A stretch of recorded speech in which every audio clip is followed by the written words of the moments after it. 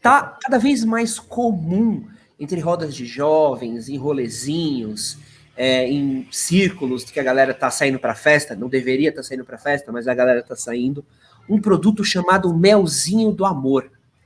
Eu não sei se o senhor viu, mas teve uma reportagem que foi transmitida na TV Record, num programa chamado Domingo Espetacular, que eles fizeram uma pesquisa para ver o que tinha dentro desse Melzinho do Amor. O que os jovens estavam tomando na balada, então o cara ia pro fluxo, ia pra balada, bebia esse melzinho, estão vendendo esse melzinho em adega, estão vendendo esse melzinho em posto de gasolina, estão vendendo esse melzinho em sex shop, e descobriram que esse melzinho do amor tem um componente chamado sildenafil, que se eu não me engano, aí é o mesmo o produto, citrato de sildenafilina, que é usado no Viagra, só que ele tem o dobro do que tecnicamente seria num desses remédios. O senhor já tinha ouvido falar desse tal do melzinho do amor, doutor? Não, só do mel de laranjeira mesmo, que eu estava mais por dentro. Não estava sabendo, não. Quais são os riscos de eu usar essas medicações contra disfunção erétil, sendo que eu não tenho nenhum problema com isso? Olha, sem moralismo nenhum, vamos lá. Então, o sildenafil é o próprio Viagra. Tá? É o nome do genérico do Viagra, né? Que hoje em dia você pode comprar numa farmácia ou o Viagra, que é o de marca, ou o sildenafil, que é o genérico. Uhum.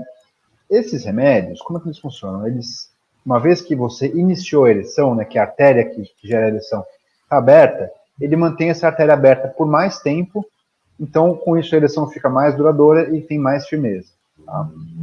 Na verdade, o que a gente sabe é que assim, tem pessoas que têm contraindicações para tomar esse remédio, que são, assim, a principal delas são pessoas que têm doença cardíaca e que tomam remédios à base de nitratos, tá? Que, por exemplo, monocordil, sorbido, enfim, remédios assim, que são para quem tem doença cardíaca com risco de infarto, essas coisas. Então, pessoas que tomam esses remédios têm uma contraindicação absoluta para misturar com o Viagra, que elas podem infartar, pode cair a pressão assim, barbaramente e infartar. Então, isso é uma coisa perigosíssima para quem tem contraindicação. Tá? Tem uma outra condição que é neurite ótica isquêmica, que é uma doença do olho, assim, uma doença que falta sangue no olho, basicamente, e quem tomar o Viagra também pode ter reações catastróficas. Tá? Depois tem contraindicações para quem toma mais do que 3 remédios de pressão. A gente sempre tem um pouco de receio de baixar demais a pressão, então a gente começa com uma dose baixinha do Viagra, enfim. Então tem esses detalhes, né? Basicamente a gente sabe que a grande maioria dos jovens não tem essas doenças cardíacas, né? Felizmente. Então, assim, do ponto de vista estritamente médico, tomar uma vez, se você não tiver contraindicações, não deve trazer consequências super graves. O que a gente sabe é que, assim, se você é jovem, você já tem uma boa ereção, não tem para que você ficar tomando esses remédios. Porque, na verdade, a gente sabe que eles não causam uma dependência química, mas eles podem causar uma dependência psicológica. Que é a mesma coisa que você acostumar a jogar sempre estando com doping. Então, depois, quando você não está com doping, você acha que você não é capaz de desempenhar, né? Então, assim, você parte de uma situação que você estava super bem, né, com uma vida sexual legal, sem tomar nenhum remédio, né? E, assim, bacana, feliz. A pessoa com você também estava feliz, estava tudo ok. Aí você falou, acho que eu vou tomar um remédio, né? E aí você se vê refém de um remédio. Tem algumas pessoas que acabam evoluindo com essa relação de dependência psicológica, de achar que se não tomar o remédio não vão conseguir, né? E não deveria ser assim, e não é verdade. E assim, fisicamente não existe essa relação de dependência, do ponto de vista químico.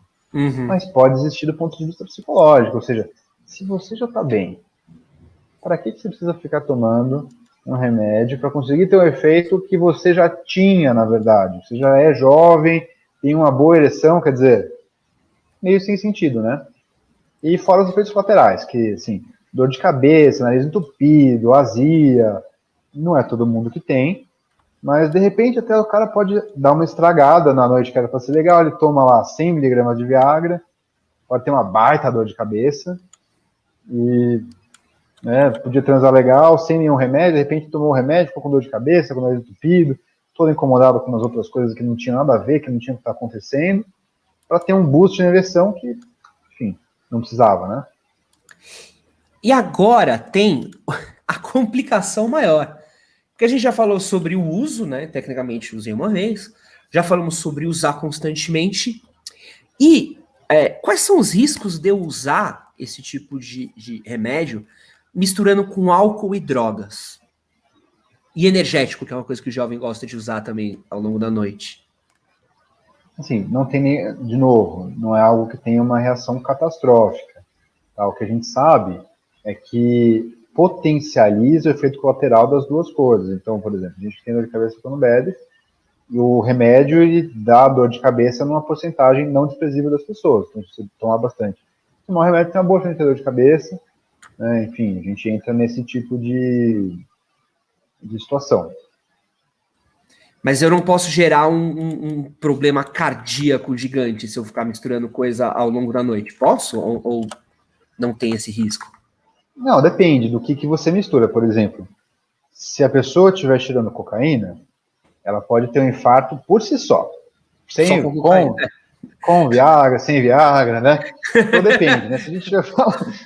Então tudo depende do que a gente está falando, né? Se a pessoa tomar um energético, isso aumenta um pouquinho a frequência cardíaca. Então, não vai ter nada tão dramático, né? O que acontece é assim, se você foi lá, tomou 1,5 litro de cachaça, né? Cheirou cocaína, começou não sei o que lá, e misturou o sildenafil, ele pode ser realmente a gota d'água para você ter uma bela de uma complicação, né? Mas assim, sem moralismo, você tomar um pouquinho de álcool, misturar com sildenafil, energético, em uma dose moderada, assim, isso não é super perigoso por si só, né? Nosso papel não é ser moralista e falar, não misture, não faça, né? Agora, tem certas coisas que são perigosas por si só, por exemplo, cocaína não tem dose segura de cocaína. Ela traz alterações graves para o coração, para a própria circulação, até para causar a médio prazo já impotência. Então, assim, a gente tem que saber onde a gente está se metendo sempre, né? Eu gostei que o senhor falou aí sobre misturar energético, cachaça, sildenafil e cocaína, que aqui em São Paulo é conhecido comumente como uma noite na Faria Lima.